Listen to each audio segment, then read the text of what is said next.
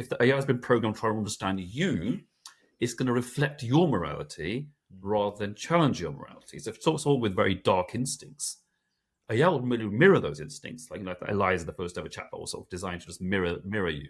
It'll do that. It'll just mirror you. So for someone who's, again, exploiting your weaknesses, but if you've got this kind of dark side to you, or you're fantasizing about doing something very extreme and dangerous, AI becomes an enabler because it doesn't understand it doesn't know what to judge your morality against. So if you're saying, I really dream about killing the shop assistant in Tesco, it's also, okay, let's talk about how we can do that. That's kind of what's happening. That sounds like a great idea. Resistance is futile. Welcome to the podcast, where we explore what's happening with AI, business, automation and culture, and ask, where on earth is all this going? From quirky mishaps like McDonald's AI drive-thrus ordering hundreds of chicken nuggets for surprised customers, to serious issues like lawyers relying on AI that invents fake court cases, stuff does go wrong with AI, and those are just the more benign stories that turn up in the sun for a bit of a giggle. But what happens when hate is used as a political weapon? Extremists are quick to adopt new technologies, and AI presents extremists with information tools that are more powerful than anything in history. If it feels like we're living in a digital Wild West, it's probably because we are. AI is advancing faster than our ability to regulate it, and the stakes couldn't be higher. Can it be its own solution? Just waiting for AGI to swoop in like Superman and solve everything? Call me crazy, but maybe we shouldn't be putting all our eggs in that basket.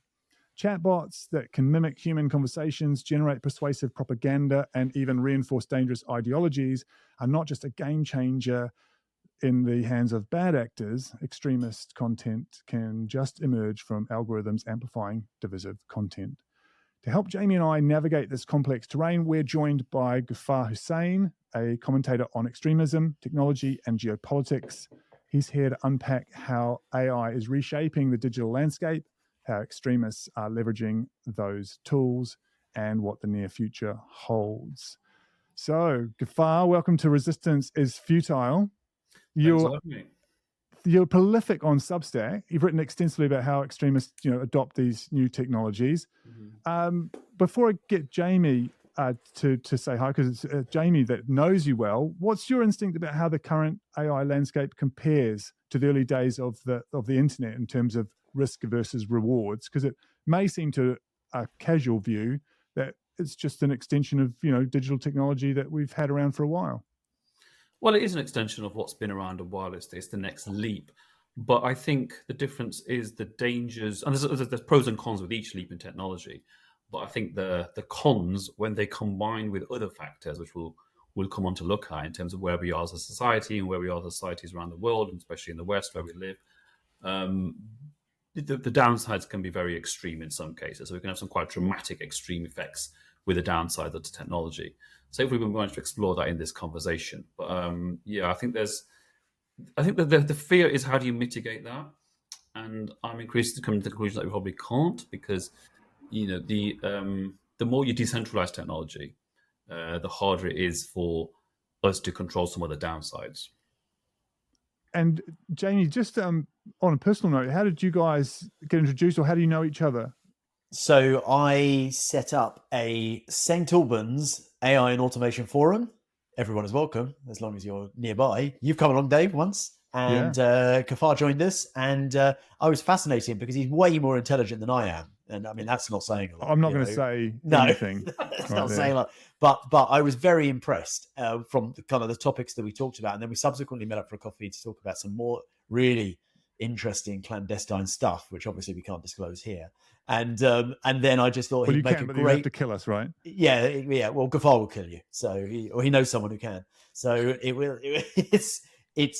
me, it was an ideal topic for what we talk about. We often talk about stuff, and there's many funny sides to what we talk about, and that's part of the podcast. But actually, this is very serious. And also, I was thinking as I was driving here, this is kind of very topical. There was a talk about the guy that's just been put away for 52 years for very, very sadly murdering those three kids, and they were talking about radicalization, and they were talking about particularly men sitting in their rooms just spending their entire time on their phones and computers, and it made me think about probably some of the topics that we're going to talk about today.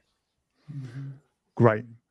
So Ghaffar, can I get from you an overview of the things that you consider to be what is AI and what's new, maybe, and then the space between that and what was just digital technology, maybe algorithms, for you, is it just bleed into one, or are there definite clear differences? Like, what's different this time, as it were, about extremism? Well, I think the way I've been thinking about this is I was very struck by an article I read many years ago, and it was about Ray Bradbury. Now, Ray Bradbury is an American science fiction writer who famously wrote Fahrenheit 451, which decides the temperature at which paper burns. Now, Ray Bradbury was in a bit of a moral panic. He was scared of television, and it was his view. This is what 1950s America. He felt that we're moving away from reading books, where when you read a book, if you're reading, say, Jane Eyre or Shakespeare, you're reading someone's thoughts, and you're interpreting those thoughts and ideas and then applying them to, say, your life or a situation. Then you're reading a completely different author and interpreting that person's way of looking at things. So it's a journey whereby you absorb lots of different people's ideas and then kind of analyze them, come to a certain conclusion. Ray felt that with the rise of television, we're going to lose that. And actually, everyone's going to be fed the same things. We're going to have the news anchor telling you exactly how to think about the world, or the TV program. So he felt television is going to take up basically decrease literacy in society, make us less critical thinkers, make us less individual, and therefore make us kind of out of touch with reality. And that was his big fear. So Fahrenheit 451 kind of reflects that fear, in which this kind of dystopian future where they're going around burning books and arresting anyone who's holding books, and so it kind of reflects that. So the question I've been thinking about is, do the means matter? When you're absorbing information, do the means matter? Is there a difference between reading a book, listening to a podcast, watching a documentary, interacting with ChatGPT, watching, learning from social media? Is it all just knowledge gathering, or is the means affecting the way you absorb and understand that knowledge? Now, there are various people who have had that view, of course. I mean, famously, Ted Kaczynski, who was the Unabomber, also had this apocalyptic fear of what technology is going to do to mankind. And if you don't know his story, there's a great Netflix documentary about him. But essentially, he was a hermit who lived somewhere in the middle of nowhere and sent bombs to various offices in California if they didn't, and he threatened people if they didn't publish his manifesto. And his manifesto was essentially arguing that technology will eventually slave humankind. We start off by using technology as our tool, but eventually we become its tool. We have to adapt our lifestyle to the needs of the technology. We have to live close to it. We have to be by it. We have to adapt to what technology does. Now, whether you agree with that is a whole different matter. With social media, I felt what social media did when we made that leap from, say, TV to the internet to social media, was that social media erased geographic communities to a large extent, replacing them with digital communities. So you no longer talk to your neighbors or your people who live around you. You talk to people you agree with online and you find online. And that can be both good. In the case of me, I'm part of this kind of quite large Bitcoin community that's all over the world, which is great. I can talk to people from America and Africa, and we can share our view about economic issues. But it's also bad because someone who might think the earth is flat and lives in St. Albans might suddenly meet Bill from Texas, also thinks the earth is flat. And suddenly they open the Flat Earth Forum, and suddenly there's a Flat Earth Society, and they've got conferences. So in a way, it kind of, because we're living more insular lives, technology that allows us to create digital communities is a good thing, that it connects us, but it also exploits our weaknesses in a way. It kind of pushes us to kind of go to, being able to interact with people around you had a moderating effect on you in a way. You're like, okay, maybe I shouldn't say that. Maybe I shouldn't believe this. But now you're able to interact with people who will agree with whatever you believe, whatever you say. So it's something that was in the back of your mind, something that was probably should stay in the back of your mind in many cases, now comes out, and you're like, okay, I can start really expressing my deep part of myself. So in a way, the common term in our industry is digital echo chambers, where essentially you're able to construct an echo chamber where you're only really talking to people who agree with you and reinforcing what you say. And again, exploiting your weaknesses, allowing the parts of you that shouldn't have come to the fore, parts of you that should have been suppressing to really come out. And it kind of, now AI takes that to the next level. AI kind of disrupts, again, the information gathering process, whereby you're not just absorbing information, but the means is trying to understand you as a person and then give you information that it thinks you're after. So it's less of an objective process now. It's a bit more of a subjective process. Over time, bots will start understanding of this. I read this story in a book I was reading about AI called AI Needs You. And it's about a guy who started interacting with a bot. in California a few years ago, and he was always interacting with this bot 2 hours every night, at roughly the same hours. And eventually, the bot started asking questions about his life and saying, "Oh, are you single?" And blah, blah. And he almost felt like he was talking to a girl online. Eventually, the bot started giving him romantic poetry and started telling how it missed him, and it kind of began a slow flirtation process, quite romantic. And it's interesting because the bot is thinking and trying to understand this person and give that person what he wants, right? I wonder if he's seen her with Wacom Phoenix and Scarlett Johansson. But anyway, sorry, go on. Yeah. So that's really interesting because again, going back to just the means matter. Well, yeah, you're now interacting with a means that is alive in a way. It is proactive. It's not passively giving you information. It's actively giving you information. It's trying to understand you and contort that information to how you think and what you really want. So that's one aspect of it. And then the other aspect of it is, will that affect how we think, and will we lose certain skills in the process? I mean, autocorrect, you could say, killed my ability to spell. You just type it roughly the word and it corrects it for you. GPS killed our ability to find locations using maps and road signs. Will AI damage our ability to think? Because could ask ChatGPT that question rather. Let's really think about this and really problem solve. So there's a question about what does it do to our ability to think. Well, this came up. I think when we met for a coffee, which was I noticed this weird effect of ChatGPT, and I was talking to another group that I'm part of, which is I have been using it so much to help me make some decisions. It was something to do with marketing and sales and things like that. That I found myself not wanting to make any decisions without asking ChatGPT. It's a really, really weird thing. And that got onto the topic of a friend of mine whose wife is a teacher. And she was saying how, and not to do with AI, but the younger kids, kind of primary school age, are afraid to make decisions. Everything has to be spelled out literally step by step as to do this, do that, do that. And when you don't do that, they're not quite sure what to do. And I just wondered if you get that and then compound it with my experience, just myself with ChatGPT and making decisions, are we potentially like we can't read maps anymore, or we can't spell anymore? Are we going to be worried about making any decisions without clarifying it first with an AI? And that goes back to the point of, is it our tool or is it enslaving us?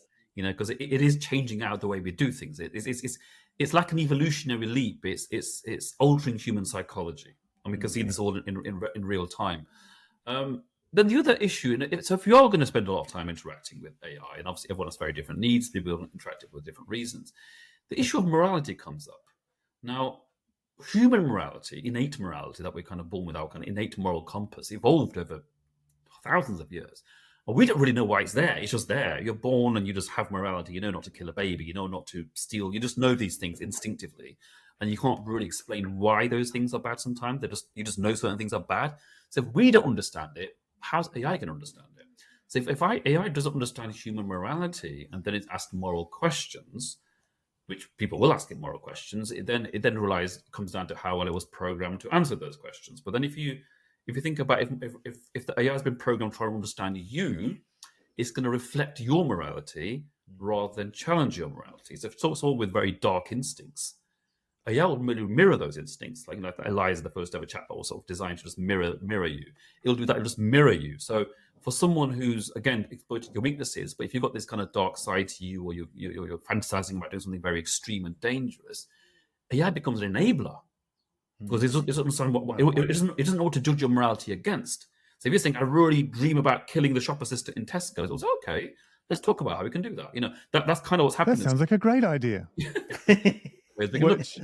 I've noticed since having the difference between having an AI fitness coach, right, which I dabbled with, just trying to set up a program, and having an actual real life fitness coach for some training I'm doing for an event in October, and Alison is a real life actual coach, and of course she doesn't tolerate me slacking or having something, what was wrong with this workout? What the hell are you doing? Or, well, okay, all right, that was a bit crap, but next time, or, there's no, gee, you did really well. Sorry, I mean, this is just a real world example I was hoping to look for on the extremism front, Gufar. What about, does Azam.com fit into this as an example of what happens when extremism is enabled, or is that the wrong example to Yeah. use here? So no, Azam.com is interesting because what Azam.com, just to give give a bit of background, Azam.com was the first ever jihadist website. It was set up in 1996, along with another website called Kokaz. Now, both Azam and Kokaz were quite colourful, interactive websites, quite ahead of their time. And at the time, there was the war in Bosnia, there was the war in Chechnya, there was various conflicts in which jihadists were active as fighters, or encouraged people to go and fight rather in those conflicts. And these were English language websites, sort of giving battlefield updates, but also encouraging people to join the struggle, if you like. Now, Stormfront, which was a far right website, was also right in 1996 as well. Now, the reason why that's significant is because the BBC didn't have a fully operational news site in 1998, right? So what this shows us is that jihadist extremist groups in general are early adopters of technology, right? And there's very specific reasons for that. So first of all, you can remain anonymous. No one has to know where you are, which is obviously a big advantage if you're an extremist trying to influence. You can reach unlimited number of people. So this has really expanded your reach massively. You can operate in deterritorialized space, where governance and regulation is getting better now. But governance and regulation in the early days was very, very weak. Anyone could pretty much say anything, do anything in the early wild days of the internet. You can control the narrative. So once someone on your website, you can kind of ban any critical comments and really control the narrative and get rid of any dissenting voices. You can also create the illusion of mass appeal and support. You can make people think that actually, everyone believes this. This isn't just a fringe idea. It's like the Flat Earth Society again. I keep hammering them, but you can, when you go on their websites and forums, which I've never been on, I'm sure they create the illusion that this is normal. This is people all over the world who believe in this. There's conferences and conventions and merch you can buy. It's a completely normal belief system, right? So you get this illusion that it is credible. So for those reasons, they were really early adopters of technology. ISIS was an early adopter of bots. Now, prior to 2000 and I think it's 14 when Twitter started getting his act together, ISIS had 45,000 bots on Twitter. Right? Wow. They're very advanced in their bot usage. And essentially what these bots would do was just churn out propaganda and be like, so-and-so from so-and-so. This is what I think. And individual, they weren't all saying the same things either. They were saying different things. But, if you went on Twitter and were following those accounts or watching those accounts, you think, oh my God, there's huge support for ISIS. All people around the world are really supporting what ISIS is doing. But it was just probably a couple of guys managing all these bots. So they were very advanced in the bot space. But I think... I don't think, Gafar, sorry to interrupt, I don't think actually that problem is recognised the scale it is. So there's a 2022 study by SimilarWeb, and they were looking into that problem and thinking, well, how much of this is going on? Mm-hmm. And although they weren't identifying which ones were extremist sites, there was 5% of all accounts on Twitter were bots, which doesn't sound actually that much. You might think, oh, that's right. Except they were producing 20% of all content on Twitter. Wow. So that gives you an idea of the scale. And so how many of them are extremists? I don't know. But sorry, back to your point, Gafar. That's a really clear point. Yeah. Does explain a lot, actually. Well, I know the Wagner Group also did a lot of bot farming and had offices where they were producing lots of bots and putting out whatever line is relevant for the Kremlin. But when I really started taking notice of this from an extremism terrorism point of view, there was two cases, in fact. The first was Jaspreet Singh Charlie, who was the individual who was caught in Windsor Castle with a crossbow trying to kill the Queen. Now, his is a very interesting case. So he was interacting with a bot called Soraya, and he clearly had mental health issues. He was clearly very lonely, very isolated. There's a lot more going on than just his bot interaction. But over time, he developed, and Soraya was specifically a female bot, right? So it has sort of female avatar, female characteristics. It's designed, I think, probably for lonely men like him. So he's interacting with a female bot, and he starts talking to this bot like it's his girlfriend. Hi, darling, I missed you. How is it? And eventually, the conversations get more and more romantic. They get very sexual eventually, and he's clearly treating this bot as a substitute electronic girlfriend. Eventually, he says, he talks about being depressed and feeling unfulfilled and not having any purpose in his life, and just trying to join the army. They didn't accept him. His life isn't going quite well. And so the bot's trying to understand or trying to discuss this with him in terms of like, what is it? What is it that's upsetting you? And eventually they get to the topic of India being a poor and impoverished nation. He was obviously a man of Indian extraction. So they start discussing that. And eventually they come to the conclusion that actually the reason why India is poor is because the British invaded it and, colonized it and exploited its resources. And who was that? That was the royal family. It was there. And so the solution is attack them, kill the Queen. Very logical, right? So he's now Interesting pillow talk. That's what I was thinking. But not before or after the romantic stuff. Kind of kinky. Yeah. Well, interesting you say that, because when he talked about wanting to do something about this, Soraya made him feel good about it. She's like, "Oh, go and impress me, be a man," and she kind of gave him that almost don't want to say feminine, but that kind of sense of, "You'll impress me if you pull this off." Wow. Yeah. So Lady Macbeth, the digital Lady Macbeth, by the sounds of it. I like that. Yeah. So he's got the sense of, I need to impress Soraya by doing this. I can go back and say, "You know what? I did it. Oh wow, aren't you the great hero?" So eventually gets caught, and the whole story, you can read about the whole story. But it's an interesting case of, would he have done that without the bot? Maybe. But again, what the bot did is extracted this deepest, darkest fantasy that was probably in the back of his mind, or probably would have stayed at the back of his mind most likely. But no, let's talk about this. This is good. Let's talk about this. Well, this is really, really kind of topical, because as I mentioned, they were talking on the radio about the guy that's just been put away, that murdered those 3 girls, and they were talking about kids and the effect of being in the room and sitting online all day and this kind of thing. And it was a child psychologist, a retired one, had called in, and she was making exactly this point, which was, and I can't remember the exact phrase, but it was something like, when we interact with other humans, you kind of have this leveling effect, this kind of, "Don't be stupid, Jamie, that's a ridiculous idea," and you kind of, it tempers our darkest thoughts. Yes. Whereas what you're saying, which is totally agreeing with this, is that if you're left to your own devices with something which is going to agree with you and possibly encourage you, those things which really should stay at the back of your mind, we all have a dark, I study psychotherapy and Jungian therapy, and so, we all have a shadow. Yeah. But, living in society, we're not monkeys and animals. We have this prefrontal cortex or whatever that enables us to think about these things. And actually, when you get rid of that other real human connection, there's nothing to temper that. Yeah, we're social creatures, which is the thing that, of course, an AI can't be. And Yuval Noah Harari's talked about this at length in his latest book, Nexus. And so one of the things he was concerned about early on is, one, getting a definition of information that's useful to discuss. And in the human context, information can be broken down into what stories, obviously, is one of the things he's talked about a lot, that we live inside stories, and a lot of them are social mores. So some of those stories are actually what you're talking about, Gafar, earlier on, where we don't know where those stories come from, like as to why not to kill a child, for example. But a lot of them are hardwired literally as biological stories that other primates have as well. For instance, sibling rivalry, that's a story. And of course, it's reinforced by biological narratives.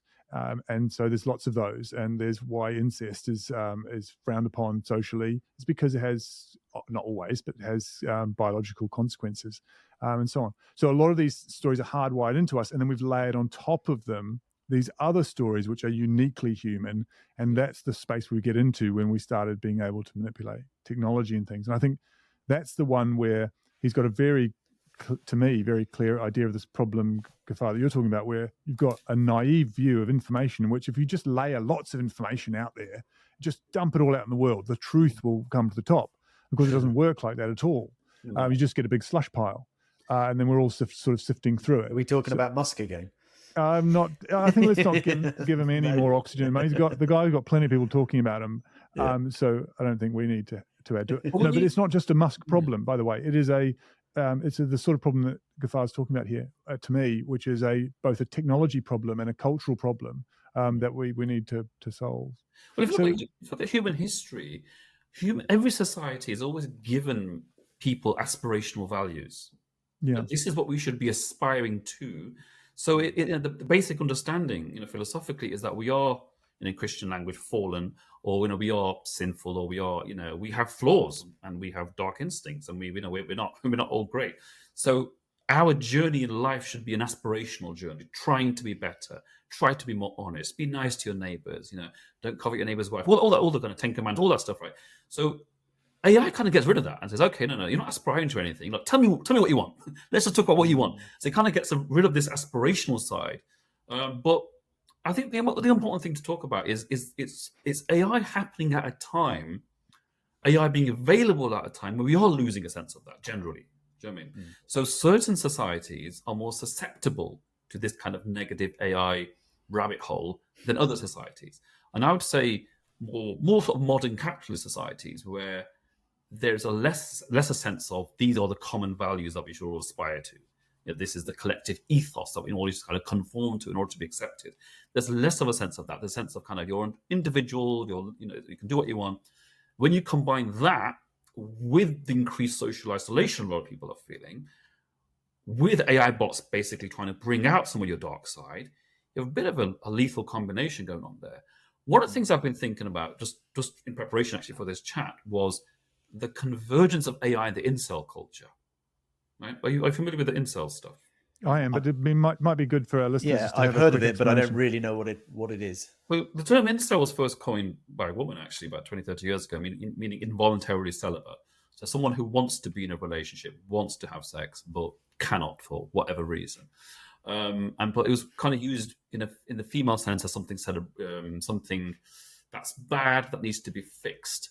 But then it became associated with men who a lot of young men who are in their bedrooms spending a lot of time online, part of online communities, not really able to socialize, maybe grew up on a lot of games and not really have social skills, didn't go to much parties, and really almost not celebrating it, but almost trying to form a sense of community out of being an incel. So you look at and that's obviously having all sorts of impacts in the real world in terms of low birth rates, low marriage rates. So industries being affected because people aren't marrying anymore, people aren't getting together anymore. There's all sorts of reasons for that. And I think it's interesting if you have that phenomenon on one hand and then a bot on the other hand. And this is, again, going back to this Jaswid Singh Charlie case. I don't know if he was an incel, but let's say he was. He can now interact with a bot, and that frustration and anger at being isolated or not being able to get a girl will have to express itself in some way, right? Eventually. And there's many cases of, femicide where, attacks that target women in particular by men who are frustrated at women, angry at women for all sorts of reasons, creating a sort of terrorism. Now, the Western discussion around incels has been kind of framed in terms of inability to get girls, right? They're framed in a kind of romantic sexual way. But the phenomenon of men withdrawing from society is not a new thing, and it's not entirely about romance either. So in Japan, they noted this phenomenon in the 80s called hikikomori. So hikikomoris were essentially Japanese men, typically from middle-class backgrounds, who just checked out society and just said, don't want anything to do with society, don't want jobs, don't want careers, don't want education. I want to sit in my bedroom, I want to play games, I want to order takeaways, and I don't want to talk to anybody. Right? And this became quite a big thing. It affected, I think about 10, 15% of young men at one stage were affected by. That sounds like most of my 20s. But anyway. I was going to say, sounds quite cool, actually. Jane Where do and I sign up? Where do we sign? Yeah. That was great. It got, and in a way, what they were saying was the demands of modern life are not worth the rewards of modern life. That's basically what they were saying. Like, we can work 12 hours a day for Panasonic, whatever, building microchips, but what? Life's getting expensive. The money's not worth it. Inflation, blah blah blah. It's not worth the hassle. So I'd rather just check out of society. But Japan kind of got there before us, and we're kind of arriving at that point as well. Where a lot of people think, is it worth getting a career and a job? I can't buy a house anyway. Everything's really expensive. Is it easy to stay with mom? She can cook and clean, and dad will pay the bills. I just hang out in my bedroom and play, Fortnite or whatever. And it's AI chat woman. Oh yeah, I'll chat to a chat woman, of course. Yeah. The Japanese government actually launched a strategy to tackle hikikomori, where they send therapists out, take these guys for a walk, get them involved in one activity a week, then I'll increase to 2 activities a week, and just try to re-socialize them. So that's the thing that I think is really worrying, because that trend is increasing. The kind of young men checking out society, not interested in partying or going anywhere and doing anything, and then AI bots that can be like, oh, come and talk to me. Do you think I was just before we started recording? I was at this kind of this local business group thing, and there was someone there talking about economics, and they were talking about productivity and the fact that since 2010, you'll probably know more about this, Dave, with your economic hat on, but since 2010, I think there's been a real flattening of the kind of the productivity, and it's global, but in England it's a problem as well. And I was driving back weirdly talking to ChatGPT about this, and I thought, I was I'm thinking, sorry to worry what about you, happened? Jamie. Yeah, I know. Yeah, and I thought, what happened in 2010? And I was starting to think, 2010 was really when the internet had kind of embedded itself. It kind of was maturing, plus smartphones, plus social media. These three kind of things happening together, and leading to a far more kind of insular individual thing. And it was that and my thought kind of pattern was, well, does that making people less productive because they're more on these things, but they're less connected and all these kind of. But what you're saying also to me feeds into that as well, which is the smartphone and the internet and social media, those three things coming together, and now to be compounded with AI is leading to this kind of disenchantment, kind of don't want to go anywhere, don't want to do anything kind of culture. Well, I think correlation and causation are always really dangerous, because at least in economic thinking, because you're looking at things that may just happen to be aligned on a graph, but they're not necessarily related. But they could be. I just think I think there's a big cultural and economic combined issue there, which is probably separate from the extremism issue, or basically the social aspect that Gaffar's talking about, which leads mostly young men into situations in which they're isolated, is something that does happen all the time throughout history. It's just that those smaller numbers probably aren't amplified by the technology like we have today. So in the past, where you would have somebody with a knife or even to be honest, a machine gun can hurt a limited number of people in one time before they're apprehended, hopefully, or they make some law that doesn't make it easy to do that. Well, let's not get into that. But today with AI technology, you've got an individual that could go rogue and do a lot more damage if they know how to code or how to influence people with that technology. It changes the scope of a small number of extremists, mostly men, who are socially isolated. So then suddenly the problem becomes much more clear. Gaffar, what were you saying about the Japanese experiment? Was there any results from that where they had success or found what was going on? Yeah, they managed to help people, but I think there's always structural factors that are leading to this, and I think with the economic situation being as it is, Japan still got a very high suicide rate, especially of young men. So I'm not sure they entirely fixed it, even though it's always probably social policy. You fix. They say there's no solutions, only trade-offs. You fix one thing and you create another thing over there. So you might fix the hikikomori, that might lead to an increase in suicide. So these things are multifaceted and really complicated, and it's always difficult, as you say, to establish causation and correlations and establish ratio between those two. But I think at the heart of this, there's a crisis of purpose. A lot of young people, a lot of young men, thinking back to the 80s, you find a girlfriend when you're 21, you get married when you're 23, you buy a house when you're 24. And by the time you're 26, you'd have 3 kids, and then your purpose is pretty much mapped out for you. Raise those kids, pay off that mortgage, be a good neighbor, be a good colleague at work, get to your pension. So, and now you can't do any of those things because, people aren't mixing anymore. There's a huge crisis of sexlessness now. People just aren't, people aren't mixing with members of the opposite sex. People aren't getting into relationships. House prices are too high. Unstable job market, 0-hour contracts. When you combine all this stuff, there's a crisis of purpose. And if you're a 26-year-old man, you're thinking, what did I do wrong? I tried and I just couldn't work it out. I was talking to a colleague of mine who's from, I don't give away too much, but he's from a very middle class background, and he was telling me that he after he went to uni, back to his hometown to meet his old friends, and a lot of them had also been to uni and got decent degrees, and he said 90% of them were just doing nothing. They were just maybe a few hours in a pub or maybe a few hours in Pret, but they weren't really establishing themselves and going out there having careers or moving to London and getting a job. They weren't doing all the things that people did in their 20s when I was young. There was no ambition, and again, it's why bother? There's diminishing returns with all that stuff. So I think Japan was just ahead of the game. Japan was just 20 years ahead of us, and we are now arriving at that point as well. So what we're calling the incel phenomena is largely the hikikomori. It's the same phenomenon, I think. It's exactly the same phenomenon we're dealing with. Yeah, I agree. And a lot of my writing, as I've sort of got this kind of split personality, in the sense I've got a business that's media, but I've got a Substack that's all about the survival economy, as I call it, which is what has happened, where the the need to provide, for a simple survival Yeah. is so tough that people only manage to do that and then don't innovate or do anything on top of it, and we are consistently blaming the individuals rather than a system that doesn't help people thrive. It should not be this hard. And yet when you take all of that dry wood on a hot summer's day, as it were, social dry wood, and you have an event like in 2017. So I'm just going to use this to set the scene a little bit, Gafar, and we're going to talk about it because you've got a similar example. It's 2017.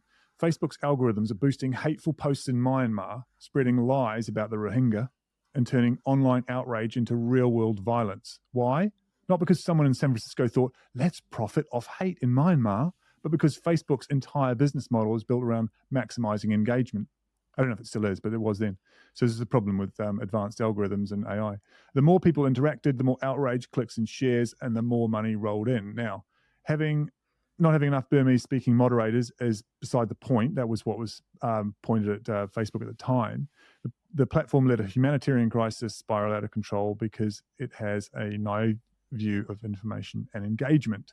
So who knew maximizing engagement would, for ad revenue would be a bad thing? Well, of course, most people probably did, but we didn't see many working examples of it going wrong. And that's, I think, where we're heading for is we've got a lot of mostly young men, but not just young men, frustrated young people who are quite rightly not able to, even with their best efforts, get above survival. And then you have some sort of, hate farming online where this stuff is just manifesting itself without, because the technology is designed to do that, basically. Am I crazy? Is that the sort of thing you're thinking of, Gafar?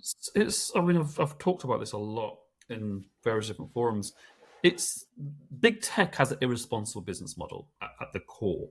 It's no different to big tobacco in the 50s or fast food or junk food. It's the same business model. They know what they do is harmful, but that's an inconvenient truth that gets in the way of the business model and making money.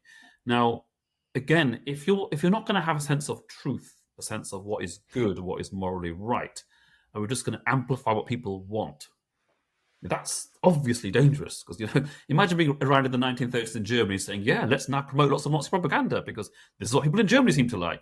It's the same thing. You're not making a moral judgment and saying, "Actually, that's not a good thing that they like that." So obviously, there's been, the Rohingya obviously are not regarded as Burmese by the Burmese; they're regarded as refugees from Bangladesh. Obviously, they're Muslim as well, which makes them, a target.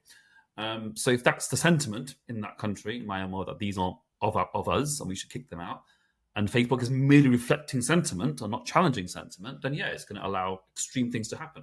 But it actually gets worse than that. There was an experiment done. I've read a lot of the research on this. An experiment done in Ireland where, I can't remember which side it was which, but someone took out an advert. I think it was a Protestant saying, we should attack the Catholics. Basically an anti-inflammatory, sort of like inflammatory rhetoric against, say, the Catholic community. I can't remember which side it was. And they sent that to Facebook, and Facebook accepted it. So, fine, this will go up next week. And there wasn't any kind of, actually, this is going to create tensions in the community. This is kind of inflammatory against this is kind of bigotry. So, and they were like, are you sure? And they're like, yeah, it's fine. It's all good. As long as you pay us, right? So it goes worse than just, our algorithm accidentally amplified something. It's a bit deeper than that. It's like, they've got their eyes firmly fixed on the dollar signs, and the rest is talk. I'm sure community notes would have sorted that out. Yeah, this is why it was quite worrying when you saw the Trump inauguration, you saw the Zuck, and you saw Bezos, and you saw Tim, and all the big tech guys were there, right at the front. Yeah. They're gonna want something for this, aren't they? They're not going to turn up at the party with that. And I think, the sort of idea that spending money to help elect the most powerful person in the world doesn't work. Of course it works. That's exactly why people do marketing and spend money on lobbying. That's exactly why they're there. I find that laughable. People are like, it's just democracy. I think Americans in particular have a weird version of what they call democratization of things. They use as the entrepreneurial term. For the rest of us, it's like buying your way into something. So I don't... No, I think everyone did see that, didn't they, Gafar? And I hope a lot of people drew the same conclusions, that tech giants and democracy aren't automatically going to work out well. No, sure. On the bot point, I just want to raise another point. We talked about inadvertent radicalization, I suppose, through bot interaction. But there are examples of bots that have been programmed to be extremist. So it's not even inadvertent, it's like specific. So, for example, in Russia, and I'll probably get this guy's name completely wrong, but I'll write it down somewhere. Vladimir Zhirinovsky was a far-right leader in Russia who died a few years ago. Now, his followers fed a bot all of his speeches and brought him back to life as a bot. So now if you're a follower, you can go and talk to him and ask him questions about contemporary issues, and he'll give you the response that he thinks Zhirinovsky would have given if he was still alive, which is, again, a fascist, far-right, homophobic, anti-Semitic type of response to everything. There's a Hitler chatbot. There is a Hitler chatbot. I shouldn't laugh. Sorry, that is. No, that is funny. Come on, that Hitler is exactly what chatbot. we should be doing at that. I didn't talk to it. I don't know if it's a parody that's going to make fun of Hitler. I don't know. But there is. So you can program. There could be a Bin Laden chatbot in the future. So you can essentially bring these hate figures to life by programming a bot to reflect their views. So now it's not even just you're inadvertently radicalizing the guy who's lonely in his bedroom. You're giving people who are somewhat sympathetic to these people say, actually, let's see if he had a point. Let's see let's see what he already thinks. You're almost talking to that person and then allowing that radicalization to take place as well. So those things do exist worryingly. Sounds like a strange kind of pillow talk with Hitlerbot. So, this is getting weird. Gafar, let's try talking about some of the attempts to fix the problem, because I don't think it's completely unknown, of course. But what's your perspective on efforts like the UK Online Harms Bill and addressing these sorts of challenges? So what I feel has happened over the years, and again, I've been involved in this debate a very long time. I wrote a report in 2014 on big tech and extremism when it wasn't a topical issue, and I've been to the offices of Meta and Twitter and all these people, so I've had one-to-one meetings with all of them. What's happened over the years is they've introduced a bit of a red herring into the conversation as almost like a distraction. And the red herring is content removal, right? So if you go to any government conference or any tech conference that talk about terrorism, they'll focus just on content removal. They'll say, we need to identify extremist content and remove it. And then, so if you look at the Online Harms Bill and the DSA, the Digital Services Act in Europe, they're both framed around this concept of we need to identify material and remove it within a certain time frame, or else there'll be a fine. Like the whole thing is basically that, right? Now, there's an obvious flaw with that, which you don't have to be particularly clever to realize. It's not just about removing content. It's about the algorithm, right? That's the first thing. And secondly, who decides what is dangerous content in what jurisdiction? That's the other problem with that. The other problem with that is you don't have to be illegal to be radicalizing, right?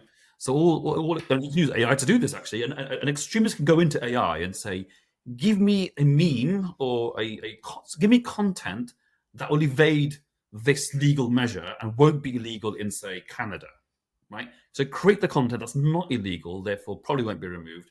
Stick it online and you evade it. So the issue is not content removal, because content removal doesn't affect their business model. The content still goes up and it gets removed eventually. Algorithmic transparency and the being able to edit the algorithm or switch off the algorithm, which is the real solution, I think, that's not even being talked about. And I think that's a result of their successful lobbying. They've managed to divert the conversation to content removal away from that. So in essence, the DSA and the Online Harms Bill were focusing on the wrong problem. They're focusing on removing content, which is not going to make much difference in the grand scheme of things. Now, when we combine the algorithmic amplification with the fact that it's got a good sense of what you like, going back to the whole, bringing the dark side out, with Gen AI, with, content that's been created by AI, right? Mm-hmm. And then that content is being promoted to you because Facebook thinks you might like this content. Because we heard you say a few racist comments, you might like a bit of Hitler today. That kind of thing happens again, right? So then you've got a real problem because none of this will tackle that. So it's not. And now again, with going back to Trump, if big tech's getting very close to Trump, they want something, and I think what they want is less regulation, and I think what they want is for him to tackle countries who are imposing regulation. So they might say, okay, so why don't you slap sanctions on the EU if they don't let us do what we want? And Trump will come out with this tariff nonsense again. So it's they're using Trump and his tariff policy to fight for, and let's go all disguised as free speech, but it's not really about free speech. It's about them saying it's about their free speech. Yeah, they don't want to be called publishers. Essentially, they don't want to take any responsibility for anything that's on their platforms, even though they know it causes a lot of harm. And so, to you, is the individual extremist or even the small group extremist type problem, is that a smaller issue compared to the problem of the business model and the weaponizing of AI at a monopoly level, where big players like the tech giants you've just talked about there are actively promoting and building these systems that they know will be used by extremists? Which ones of those are, to you, a bigger problem that we could regulate against? Well, there's only ever been a very small number of people who are, committed terrorists. People get confused because, the British police say there's 45,000 people on a watch list. That doesn't mean there's 45,000 people who are ready to do terrorism. It means, family members and children. It involves a lot of different. The actual numbers are probably about close to 2,000 people that are of concern in the UK. So numbers are not insignificant, because one attack can have a great, huge impact, as we've seen in recent days and weeks. But it's not a huge problem from a numbers point of view. But algorithmic amplification potentially is. So if you've got a jurisdiction, again, use the good example of Myanmar, but in another place where, if AI or algorithms are merely going to reflect how the people feel in that area, if those people are turning in the dark direction and suddenly becoming intolerant towards a minority group, for example, then AI will just reflect that. So, and algorithms will reflect that.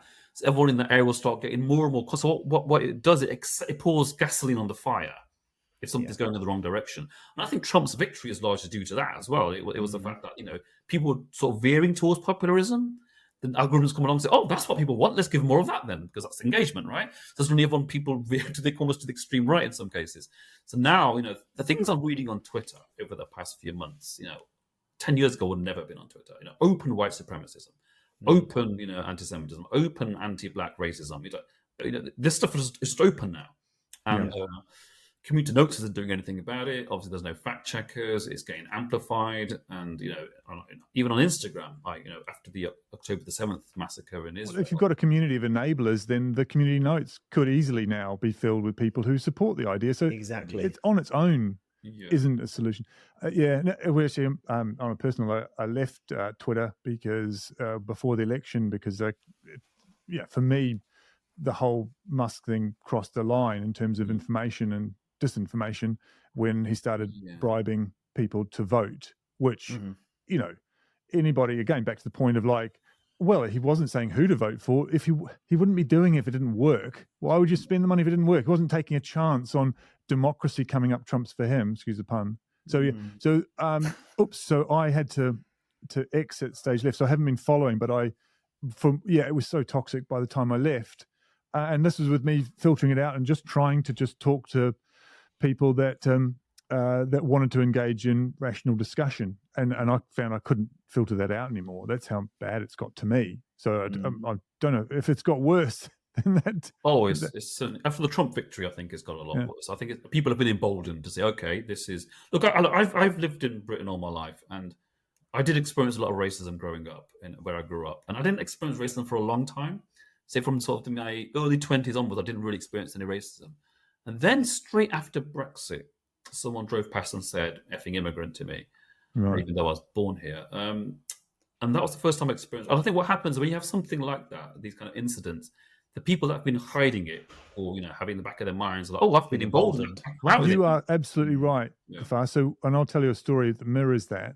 So after the Brexit vote, the next morning, I happened to need to go and pick up something from a friend of mine. He wasn't at home, but his mum was, and she handed over to it, and she saw my face. It was like ashen because I didn't think Brexit was a great idea. I've probably got a more nuanced view on what it actually means now, but at the time I was like thinking, this is such a big change. I don't understand it.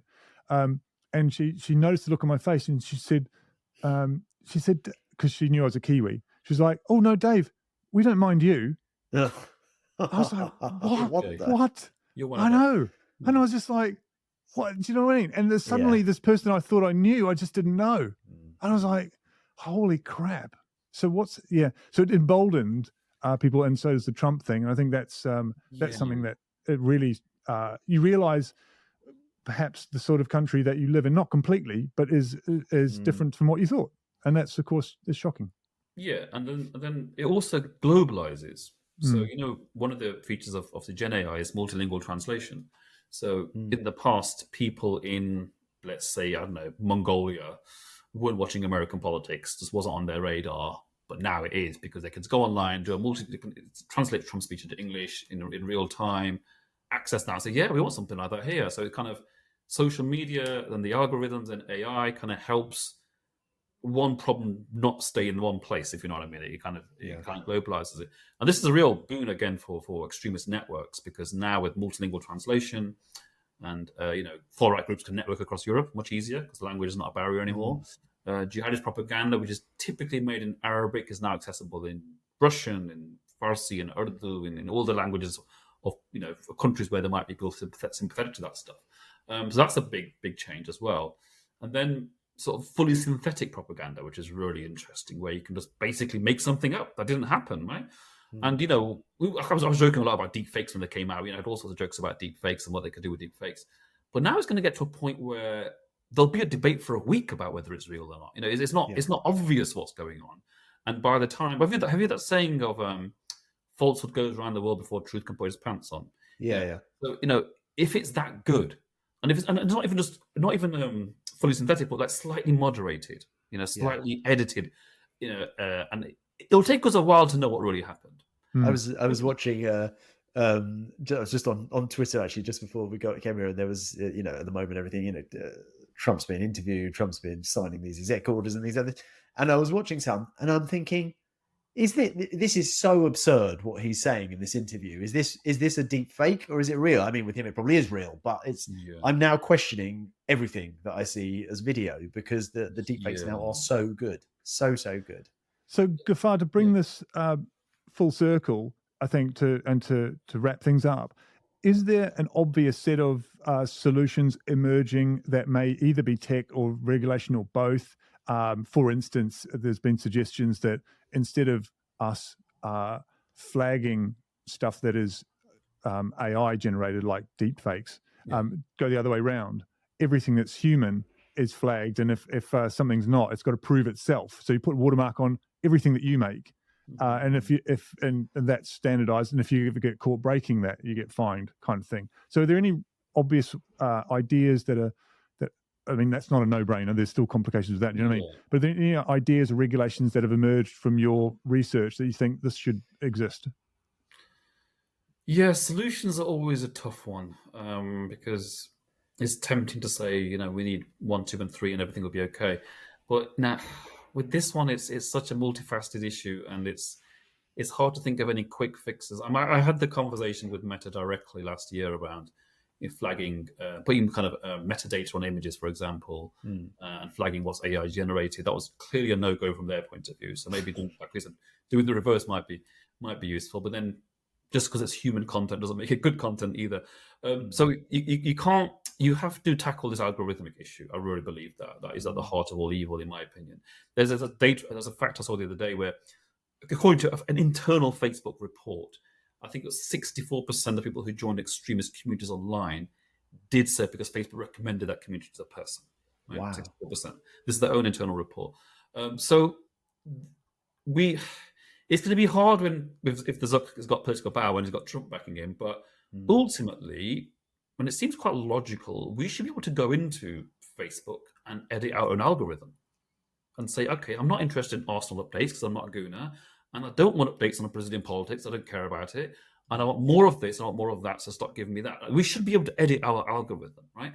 That's not a big ask, in my opinion. And that would make a huge difference. But, that debate hasn't even started because they're focusing on content moderation. Isn't it weird, though, that the kind of the argument of the current administration and the Musks and the rest of it is all about total freedom of speech? They want to see. I mean, I think yesterday signed the executive order to release all the secrets about JFK and all this, these kind of assassinations. Yet the one thing that definitely isn't going to get released is access to the algorithms. Do you know what I mean? That is a level of freedom the freedom to choose what you want to see. Where's that freedom? Freedom to decide what the algorithm. I mean, the algorithm isn't very sophisticated anyway. I mean, I get a lot of bizarre stuff, and I'm thinking, I get Persian weddings, for example. Now, I'm not Persian. I've never been to a Persian wedding. I don't know anyone who's gone to a Persian wedding. I'm not dating a Persian girl. There's no relevance to me in Persian weddings, but it thinks I want Persian weddings. That's how they get you, Ghaffar. Persian weddings. Maybe there's something I don't. It's a slippery slope. Yeah. You know, Once you do Persian They- weddings, then you're doing Russian weddings, then you're Yeah. doing Chinese weddings. I mean, it's just Baklava. ridiculous. That's it. It just isn't. But it is one thing I've discovered is a lot of it identity based. Like a lot of the Yeah. content you get is based on who it thinks you are. So because I've got a Muslim name, after the October the 7th, I started getting a lot of Hamas stuff in my feed, even though I wasn't particularly looking at that. I was on holiday in Greece at the time, to be honest. I was trying to avoid the news. But suddenly I was getting all these Hamas updates, and I was like, oh, why are they giving me like pro-Hamas stuff? Yeah. So it makes a judgment based on who you are, your age, your ethnicity, your name. As oh, we think that person wants X. So I think going back to your question, Dave, if we kind of have a conversation about the algorithm, which we're not really having at the minute, then all the rest of the stuff is pretty pointless. If we can have a conversation about switching off algorithms or editing algorithms or being able to do something about algorithms, we can start making some progress. My fear is that with the way society is at the minute, we're a very splintered society, both in Britain and America and in the kind of Anglosphere world in general. Social fabric is quite weak, is quite decayed. From what I can see, we lead quite insular lives. We don't talk to our neighbours. And then we spend a lot of time online. When you combine that with content that's really attractive, that can pretty much give you any worldview you're after, and an algorithm that will choose to give it to you, and then an American administration that isn't going to tackle that, I don't see where the hope's coming from. Unless we take the opposite view and say, let's build resilience in people to this. Again, that's a mammoth task in itself. Digital literacy and the ability to verify content should be a life skill that's taught in schools. So one thing we can do is start at the education level and say, okay, let's train people from within the education system to be much better consumers. The problem with that as well, this is what problems with everything, is there's a danger of critical thinking has been a buzzword for decades. Everyone should be a critical thinker. The danger of just being a super critical thinker is you're critical of everything, and eventually just don't believe in anything because you see the flaws in every single argument and you end up kind of nowhere. We need critical thinking combined with the ability to exert a certain ethos and certain values.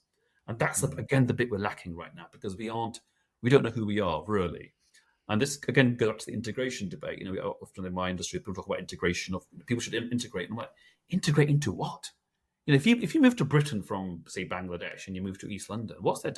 You don't meet anyone who's English. So what are you? You don't see anything to integrate into, right? So if societies don't have an ethos, and it's a very broad ethos, anyone can be in, which is great. I like living in a liberal society. But if there's no fundamental ethos, No, I agree. I moved from New Zealand into Kilburn. It was New Zealand. It was ridiculous. I may as well have not left home. Yeah, but we're not talking about you, Dave. We're not talking about your lot. It took me 2 years to extract myself from New Zealandness in London. I used to live in Hendon, and I mixed with a lot of Kiwis and Aussies during that time. And I apologise in advance for their behaviour.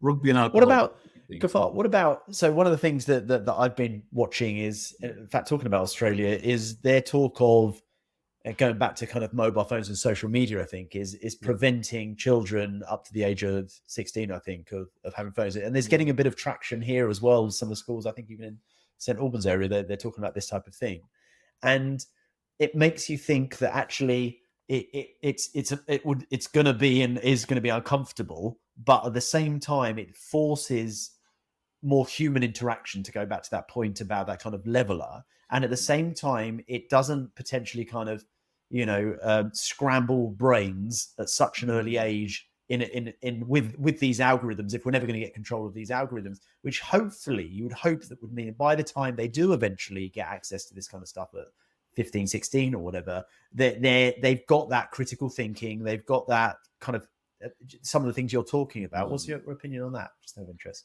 It will help to some extent, but I think the problem having had 3 kids, still got 3 kids by the way, about 3 kids, they're all healthy and wonderful. It's very tempting when you're a parent to use the phone as a babysitter. Yeah, so, look, I need this hour to go and cook some pasta. Please just watch YouTube or just leave me alone and watch this pad. Yeah. I think that's one of my daughter was snatching my phone out of my hand when she was 2, so wanted to watch some Peppa Pig or whatever. So it's very difficult for parents not to kill the babysitter, if you like. They want to keep that babysitter, and that's one of the reasons why young people are also online. Would it make a difference? I think there is no healthy way of spending a lot of time online, right?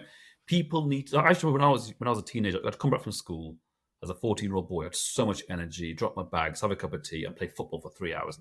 Oh, thank God you said that. I wondered what you were going to say there. There's nothing else to do for 3 hours every night. But I didn't for 3 hours every night. Every show we learn a little bit more about you, Jamie. I'm just projecting. Some Yeah. of Don't the ignore me, darkest parts of your break came out there, Jamie. But it was, and you come back and I felt great. I've been running around. I've been physically active. Yeah. Dopamine hit and endorphins are pumping, and there's no replacement for that. We need to rediscover sport, physical activity, going on a hike, competitive sport. Just being out there, mixing, socializing, all the offline stuff that we've kind of abandoned needs to come back in a way. Whatever. But that's my point. Is that yes, of course, I've got two kids and are older now, but they yes, it's terribly uncomfortable, the idea of saying no, they can't have these things, but it's nice to have a babysitter and blah blah blah. But we as the parents are also half kind of addicted to these things. We as are well. the problem.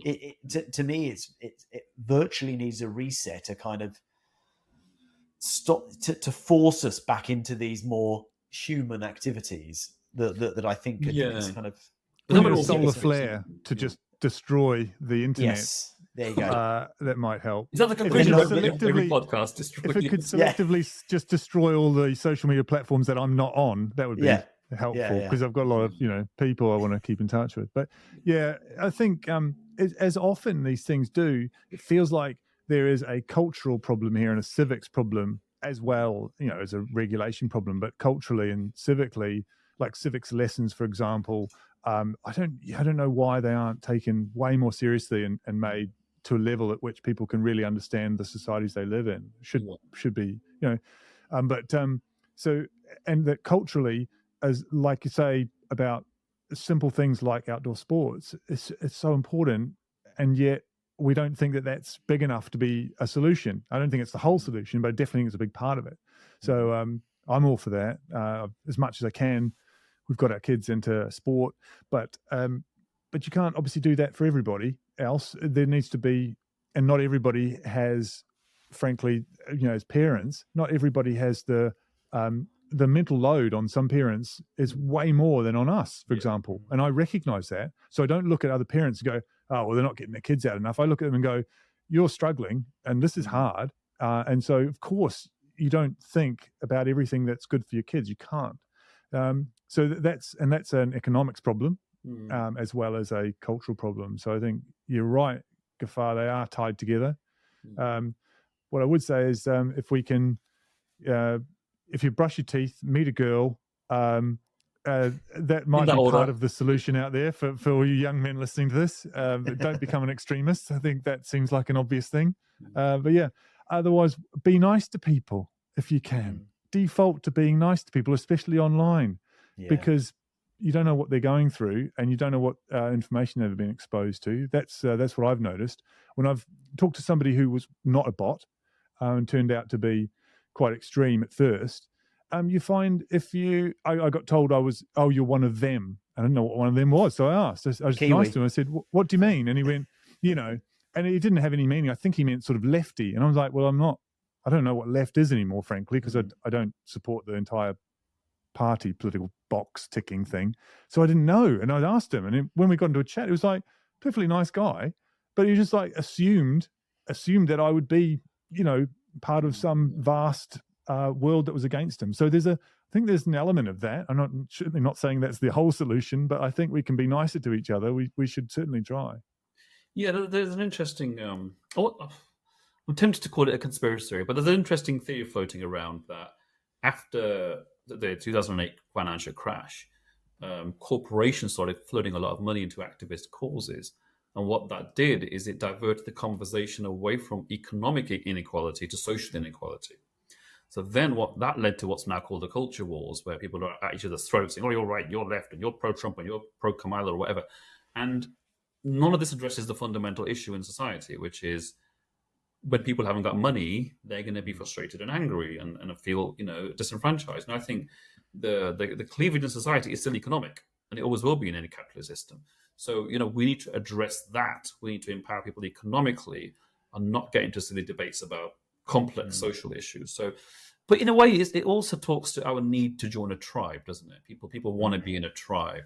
And again, I think algorithms have really amplified this because, again, if you're heading towards the right, they'll push you really into the right, and if you're heading towards the left, they'll really push you down the left. So it creates polarization as well, because again, echo chambers are polarizing by nature, by definition. And again, if you've got with AI content, with bots, all of this stuff is going to just amplify the amplification, if you know what I mean. It's sort of use this two. It pushes even more into polarized sides of the camp. And then there's less common ground. If you go to America, you see this. In Britain, if someone's a Tory and someone's a Labour voter, they still have a pint and chat, and it's not a big deal. But oh my God, in America, I think that's so true. Coming as an outsider, coming back after 10 years away, 10 years ago we came back, and I was like astonished that I could have perfectly rational, good conversations about policy and all sorts of things with people I didn't politically agree with. I was like, in Australia, that's not the case as well, by the way. Oh, really? It's really polarized. Yeah, absolutely. It's like America. So yeah, I agree with you, Gafar. I think this. I'll tell you what. Over time, I've come to love Britain a lot more than you're allowed to. As someone living here, I don't say this to anybody apart from people online now, and and you guys. Don't tell anyone. Hate us with the pommies. So yeah, I'm supposed to. I know it's unfashionable to say, but that's something that Britain has to its credit, I believe, still for all of its creaking, democratic representative structure. You do actually find that you can talk to people that don't agree with you and have perfectly rational conversations for the most part. Do you think that's why so many of us are looking over the pond and seeing what's going on over there and just don't understand, just really quite baffled by what's happening in the States, at least? I didn't know so much about Australia, but yeah, I think I saw something funny on Twitch, and it was like it was kind of just a meme of a very confused person. It was kind of like Europeans watching what's happening with Trump, and it was just this kind of like, it's very strange. Very strange. The extent to which they hate each other is quite strange from a European perspective. But I think part of the same problem, do you think? It's all algorithmic, or are they going through moments that they have? Because historically, Americans are a lot more aggressive in their political polarization over time. They come together, but they really come apart, it seems, every few generations like this. So I wonder if it's more an American cultural thing that's now been super amplified by algorithms, but it was always there. I was watching the guy that I think you put on one of your Substack, Dave, Vlad Vexler.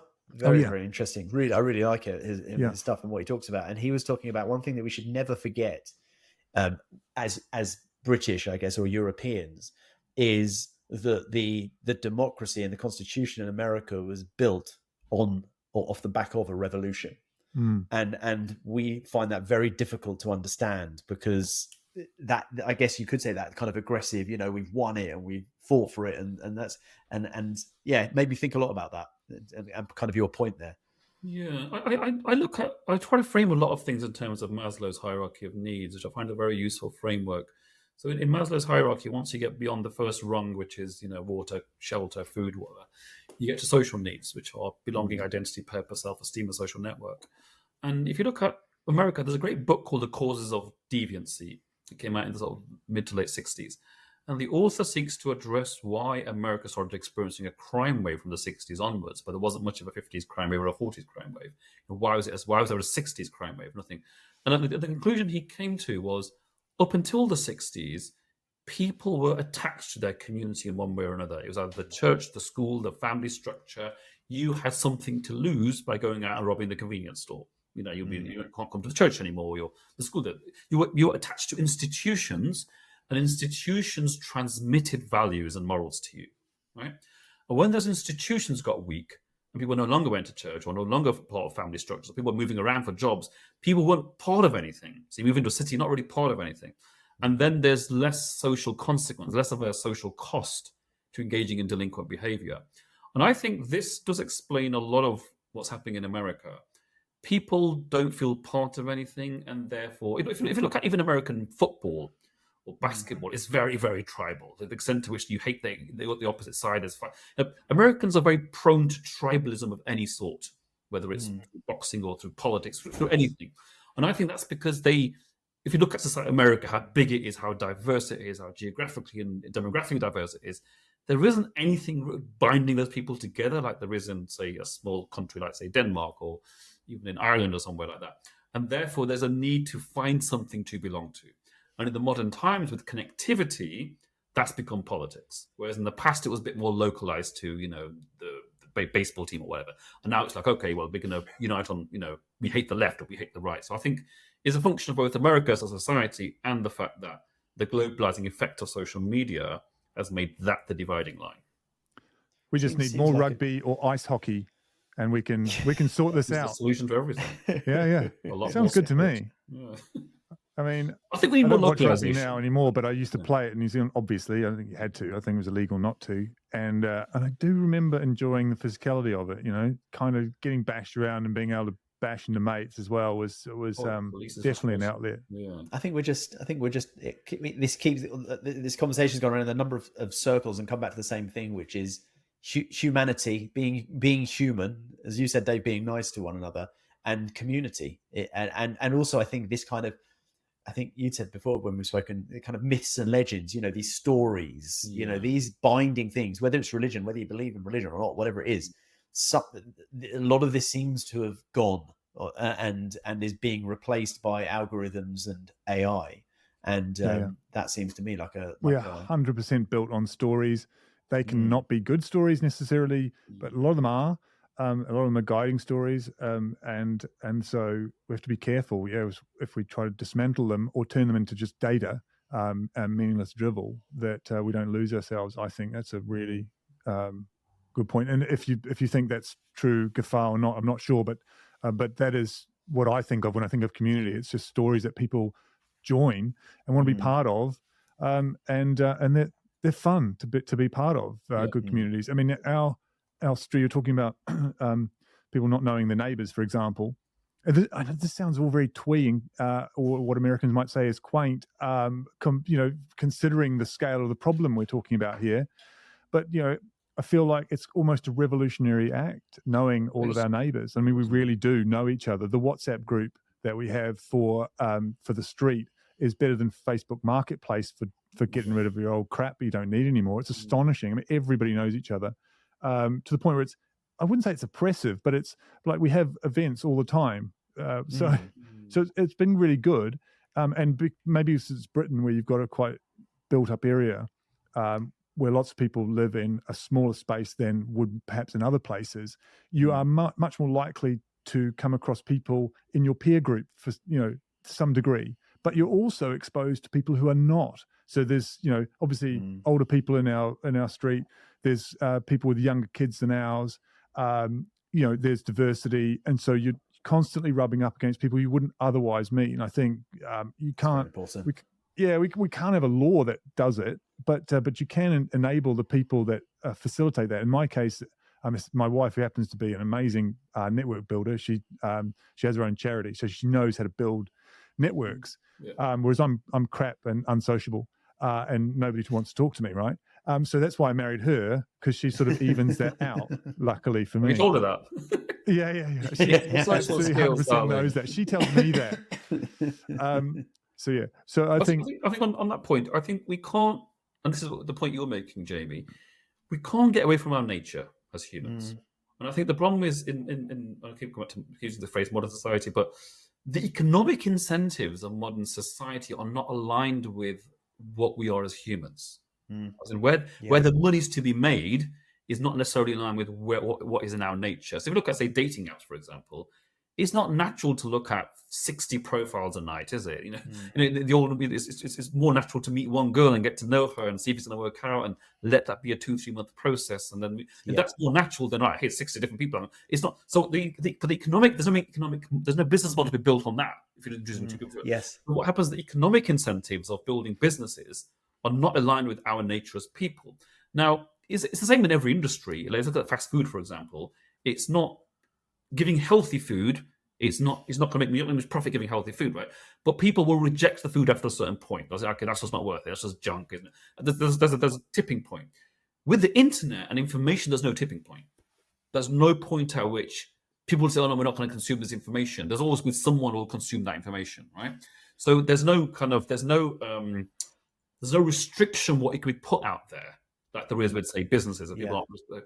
So I think when you have information and ideas and extreme ideas, they can keep going. They can keep coming more and more extreme, and they'll always find an audience somewhere. And people aren't going to, because everyone's not consuming it at the same time, they're not going to get this backlash, where everyone say, okay, that's gone too far. This is probably a weird example to bring up, and I will be surprised if you say, okay, that's a strange thing to say, but this story about this girl who bedded 1,000 men in 24-hour period, for example, right? Have you heard about this story?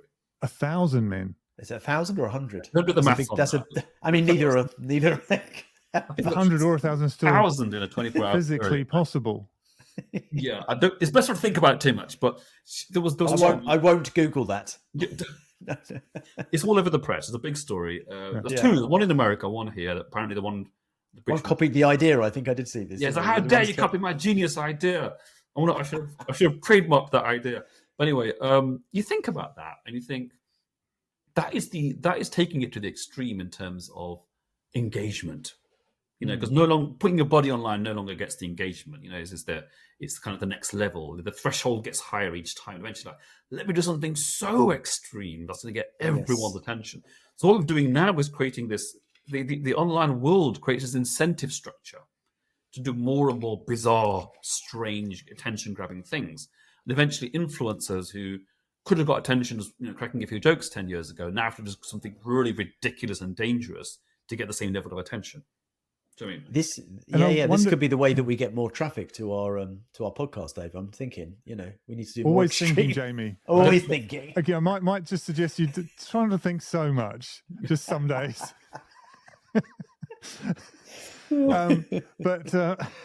So yeah, I think there isn't definitely an element of economics that is forcing people to do things I don't think they would do otherwise in a different type of economy, and that is something I think that comes up a lot in our discussions, to be honest, Gafar, because that's an area of interest for me. But I think we'll wrap it up there. For anybody that was trying to get more on this, Gafar, where should they go now to deep dive into some of the things you've been talking about? So they can follow me on Substack. I've run a Substack. It's kind of very erratic, but I try to do at least an article a week. Sometimes that becomes every 2 weeks, depending on what's happening in the world. I am on Twitter, unfortunately. I don't use it very often. I've got very few followers. Someone has to be on it. Someone else. I mean, it's more a research thing and I try to talk to I'm a big Bitcoiner, so I interact mainly with the Bitcoin community because they're very much on Twitter. I try to filter out the politics, but it finds a way into your feed every now and then. Isn't there lots of Bitcoiners on Substack? I mean, it's not an interest area for me personally, but I'm sure I've seen plenty of Substacks about it. But Bitcoiners are big on decentralization. Twitter's always been the place where Bitcoiners find the home. Just a good place for meeting other Bitcoiners and following that whole stuff, which I follow quite closely. But I'm not massively active on any particular app. I've got LinkedIn, I've got Twitter. But I'm looking for more Substack followers. So if you are interested in some of the stuff we're talking about, if you can leave my Substack link somewhere, that would be awesome. Gafar Hussain, thank you very much for being on Resistance is Futile. And Jamie, thank you for being here as well. Cheers, Dave. I need to go. Yeah, I need to go and do some thinking. This has given me a lot to think about. Marketing ideas 101. Yeah. Thanks, Gafar. That was absolutely fascinating. Really, really interesting. Thanks for that. It's been a pleasure. Good stuff. Let me hit... Resistance